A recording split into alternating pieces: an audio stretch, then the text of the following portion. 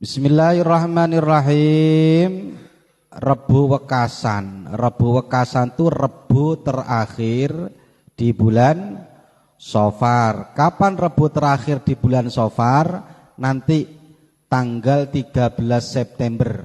Sekarang hari Rebu. Sekarang belum. Rebu yang akan datang itu namanya Rebu Wekasan. Kalau orang Madura bilang Rebu Wekasan, kalau orang Jawa namanya Rabu Pungkasan. Rabu Pungkasan atau Rabu Wekasan. Rabu Wekasan ini masih banyak misteri. Ada yang mengatakan Rebu Wekasan itu adalah hari tersial, terjelek selama 1 tahun. Hari yang paling jelek adalah Rebu terakhir di bulan Safar. Namanya Rebu Wekasan. Ada yang mengatakan, di Rebu Wekasan gak ada terjadi apa-apa, sama dengan rebu-rebu yang lain. Bagaimana? Ini ulama semua yang mengatakan Rebu, hari, bulan, Safar gak terjadi apa-apa juga ulama. Yang mengatakan Rebu Wekasan itu terjadi segala sesuatu yang tidak baik juga para ulama. Makanya di Rebu Wekasan ada ulama yang ngajari amaliyah agar dia terhindar dari hal-hal yang tidak diinginkan. Nah, sebelum kamu pahami ini, ada 2 ulama yang harus kita fahami dulu. Ada ulama ahli zahir, ada ulama ahli kasyaf, ahli batin. Ada ulama yang memahami segala sesuatu dari zahir. Ulama legal formal lah ya, formalitas. Jadi kita baca dalil, menyimpulkan dari dalil itu kemudian disampaikan kepada umat. Namanya ulama ahli zahir. Kalau ulama ahli batin itu ulama ahli kasyaf. Oleh Allah dia dikasyaf, diperlihatkan sesuatu yang tidak kasat mata. Ada. Ini kalau ketemu orang yang gak suka dengan ulama ahli kasyaf, ngomong kurofat, ngomong katanya halusinasi. Al-Quran sendiri yang bicara. Memang ada ulama ahli kasyaf, ada ulama ahli zahir. Kalau kamu sering baca surat Al-Kahfi di malam Jumat itu jelas ada 2 ulama, ada satunya nabi, sama-sama nabi, cuman satunya masih khilaf. Ada yang mengatakan nabi, ada yang mengatakan tidak. Nabi Musa dengan Nabiullah Khidir alaihi salam. Nabi Musa itu kurang apa? Nabi Musa itu ulama hebat yang berpedoman dengan dalil. Maka Nabi Musa termasuk golongan ulama ahli zahir. Ono ulama ahli batin. Ulama ahli batin itu ulama yang oleh Allah dikasih ilmu langsung dari Allah tanpa lewat siapapun, sehingga ulama ahli zahir tidak bisa mendeteksi ilmu itu. Yang bertentangan dengan ulama ahli zahir, yang seakan-akan bertentangan dengan ulama ahli zahir. Ayo coba lihat Al-Qur'annya. Di sana Nabi Musa belajar sama siapa? Nabi Khidir. Ya, Nabi Khidir diibaratkan dalam Al-Qur'an, wa 'allamnahu min ladunna ilma, dan saya mengajari yang namanya Nabi Khidir milladunna, dariku ilman, satu ilmu yang tidak diketahui oleh ulama ahli zahir. Jadi ada ilmu yang laduni, cara bahasa kamu apa? Kamu kan bisa, saya pengen ilmu laduni. Ilmu laduni dari bahasa ini, wa 'allamnahu milladunna. Nabi Khidir itu dapat ilmu milladunna yang langsung dari Allah. Sehingga Nabi Musa yang pakainya zahir gak ngerti apa yang dimaksud oleh Nabi Khidir. Jadi makanya ulama ahli zahir sama ulama ahli batin ini sulit digabungkan, karena satunya pakai dalil, satunya pakai ilmu batin. Sampai ketika Nabi Khidir didatangi Nabi Musa, mau berguru Nabi Musa, karena Nabi Musa punya syariat sendiri, apa katanya Nabi Khidir? Qala innaka lan tastati'a ma'iya sabra. Kamu gak akan sabar kalau kumpul denganku, karena kamu punya syariat sendiri. Jadi sudah benar ulama ahli zahir itu sudah benar, gak salah. Ulama ahli batin karena dikasih tahu oleh Allah juga gak salah. Makanya yang melarang amaliyah Rebo Wekasan ya enggak salah, silahkan. Tapi yang melakukan Rebo Wekasan juga enggak salah, karena satu-satunya dua-duanya punya yang namanya dalil. Ada ahli zahir wa ahli batin, ahli zahir wa ahlul kasyaf. Bahkan sampai Nabi Musa dikasih tahu gini, kamu enggak akan kuat, lantas tadi amaiya sabra. Kamu enggak akan kuat sama saya. Jawab, kuat, aku iki Musa. Musa itu gagah. Aku iki Musa, enggak mungkin enggak kuat. Dijawab sama Nabi Khidir, wa kaifa tasbir ala ma lam tuhid bihi khabara. Bagaimana kamu bisa sabar wong Allah enggak ngasih tahu kamu kok. Yang dikasih tahu saya. Wa kaifa tasbir ala ma lam tuhid bihi khabara. Bagaimana kamu bisa sabar wong kamu enggak ngerti. Akhirnya tetap ikut. Nggak, saya mau ikut. Saya tetap ingin ikut. Pengen apa sih? Apa syaratnya? Kalau ikut ulama ahli batin, syaratnya apa dalam Al-Quran? Fa init taba'tani fala tas'alni an syai'in hatta uhditsa laka minhu zikra. Ya wes, kalau kamu mau ikut sama saya, fala tas'alni an syai'in. Kamu jangan tanya apapun kepadaku kecuali sudah aku nanti sampaikan kepadamu apa yang aku maksud. Makanya kalau ikut ulama ahli zahir, ulama ahli thariqah itu aneh-aneh. Gak usah tanya. Gak boleh tanya. Kalau sudah dikasih tahu hari Rebo Wekasan akan terjadi segala sesuatu yang tidak diinginkan, fala tas'alni an syai'in. Gak usah tanya-tanya. Itu yang dawuh sapa?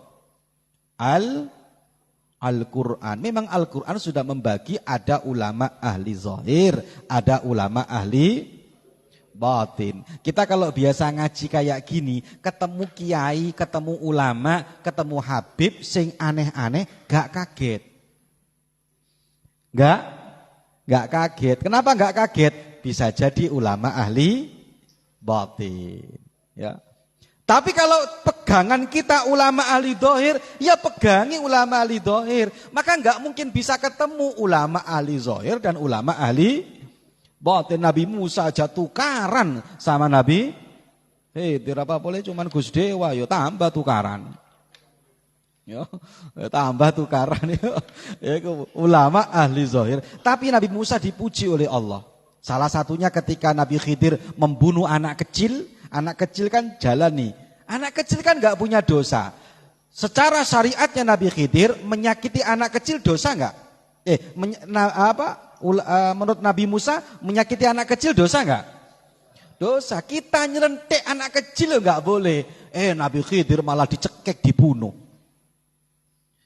Debat Nabi Musa. Jangan kayak gitu, itu anak kecil kau sudah dibunuh. Fala tas'alni an syai'in. Kan saya sudah bilang, kamu kalau ikut saya enggak usah tanya. Tapi Nabi Musa dipuji oleh Allah gara-gara apa? Ghirahnya Nabi Musa mempertahankan kezohiran, keilmuannya dipuji sama Allah. Justru karena Musa mempunyai pangkat yang tinggi sehingga dia berani amar ma'ruf nahi mungkar yang di depannya kelihatan ada maksiat. Malah dibenarkan sama Gusti Allah. Hebatnya Nabi Musa. Kalau kamu sudah paham ulama zahir, ulama batin, maka kita menyikapi yang namanya Rebo Wekasan ini enak.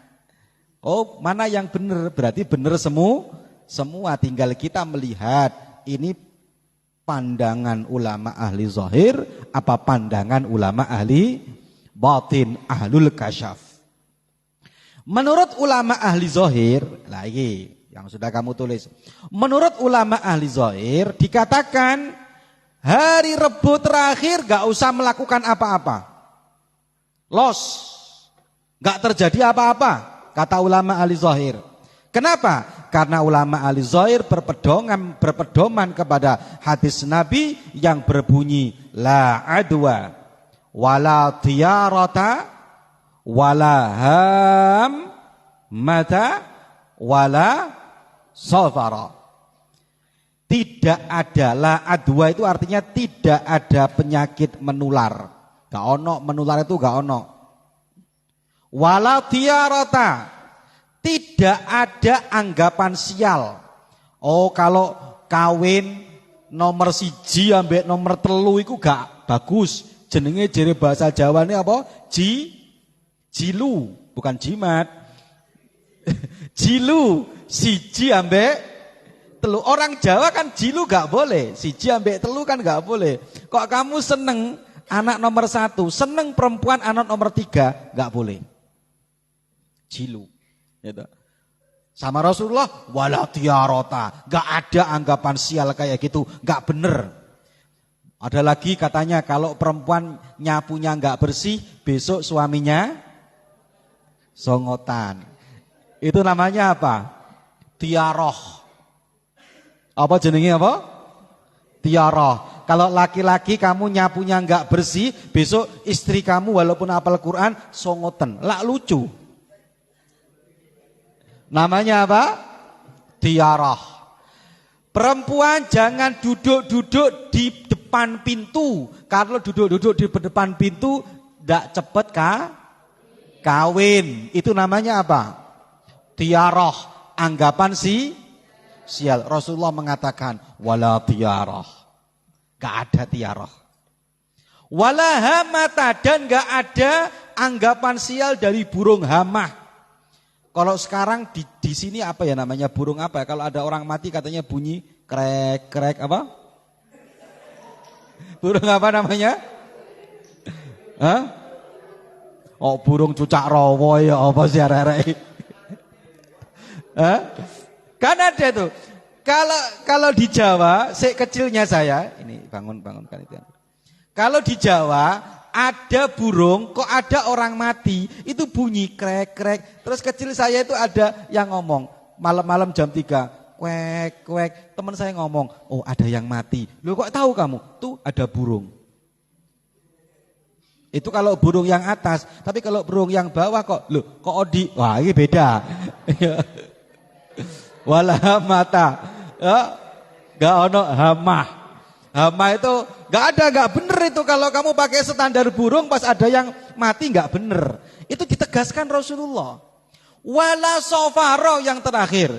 Dan gak ada kesialan di bulan Sofar. Karena orang-orang zaman dulu katanya Sofar itu identik dengan kesialan. Termasuk Rebo Wekasan berarti gak ada masalah. Gak ada hal yang ditakutkan. Rebo gak ada masalah. Los. Gak usah ada amalia-amalia. Itu menurut ulama ahli zahir. Bahkan Rasulullah mengatakan, tapi kalau kamu tanya sebelum hadis yang lain, kamu kalau tanya, saya tanya, orang batuk itu nular enggak? Orang pilek nular enggak? Nular. Loh kok katanya kamu nular? Enggak nular iki rek. La yurat, la adwa, gak ono penyakit menular. Tapi kalau kamu datang ke dokter, Pak dokter, apakah batuk itu menular? Dijawab sampai dokternya, menular. Terus kamu katakan dokternya musyrik. Lagi perbedaan antara ahli medis wa ahli zahir. Ya ojo digabung-gabung no iki ya. Hadisnya Kanjeng Nabi malah jelas loh. Oh itu begini Gus, loh hadisnya Kanjeng Nabi jelas. La yuradu mumridun ala mudirrin. Tidak akan bisa menularkan orang yang sakit kepada orang yang musyihin, orang yang sehat. Jadi gak ada penyakit menular. Perspektif dokter ambek perspektif hadis jangan disama-samakan, jangan digabung-gabungkan. Ngono lho ya. Jadi kita ini mikirnya ojo langsung kabeh diomongin kafir, kabeh diomongin kurafat, kabeh diomongin tahayul. Memang ada dua ulama. Ulama satu mengatakan ahlu zahir, pakainya dalil jelas zahir. Hadis ini tertera dalam Sahih Bukhari. Kalau sudah dalam Sahih Bukhari pakai ahli zahir, berarti nggak akan terjadi apa-apa di bulan Safar. Saya kalau bulan Safar Rebu terakhir, ya kadang-kadang melakukan amaliyah, ikut ulama ahli batin, kadang-kadang ya nggak melakukan, ikut ulama ahli zahir. Kita pakai dua-duanya. Wong semuanya juga ulama Gusti Allah. Kalau ulama ahlul kasyaf, nah sekarang bicara ulama ahlul zahir sudah selesai. Ahlul zahir kita selesaikan. Pokoknya ulama ahlul zahir pakai hadis la adwa wala tiarata wala hamata wala safar. Enggak akan terjadi apa-apa di bulan Safar. Selesai. Ulama ahli kasyaf ngomong, dia dikasyaf oleh Allah. Ini masnya ini yang ngantuk ini. Kelihatan bibirnya kebuka itu. Lah. Ya. Ulama ahli kasyaf dawuh dibuka dia oleh Allah, dikasyaf dia oleh Allah, diperlihatkan dia oleh Allah yang tidak bisa dilihat oleh ulama ahli zahir. Kamu yang enggak belajar kedokteran, enggak mungkin tahu kalau flu itu menular. Kamu yang enggak belajar ilmu kedokteran, enggak kira tahu yang namanya penyakit Ustadz Faisal apa penyakit apa jenenge? TBC, tekanan batin cinta. TBC, no penyakit TBC keluar darah, itu penyakitnya menular. Gak ngerti, sing ngerti ahlul khubrah, mereka yang menekuni di bidangnya. Mereka yang menekuni di bidang ahlil batin ngerti dikasyaf sama Allah kalau di Rebu terakhir di bulan Safar diturunkan 320.000 bala. Yang menganjurkan amaliyahnya, makanya dianjurkan oleh ulama ahli batin suruh sholat 4 rakaat. Saya dengar guru saya dalam satu bukunya beliau pernah ngasih ijazah, salah satunya ulama ahli batin itu dipelopori ulama-ulama hebat. Contoh guru saya Mbah Yai Idris Marzuki, cucunya Mbah Yai Abdul Karim Lirboyo. Dulu pernah ngaji ke beliau saya kitab Ihya.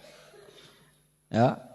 Mbah Yai Idris Marzuki bin Mbah Yai Marzuki, menantunya Mbah Yai Marzuki, menantunya Kiai Abdul Karim Lirboyo juga mengakui, beliau mungkin termasuk ulama ahli kasyaf, mengakui kalau Safar Rebu terakhir ada yang namanya bala sehingga dianjurkan sholat 4 rakaat. Salah satunya dengar langsung dari videonya almarhum almaghfurlah Mbah Yai Maimun Zubair yang semua mengakui kewaliannya.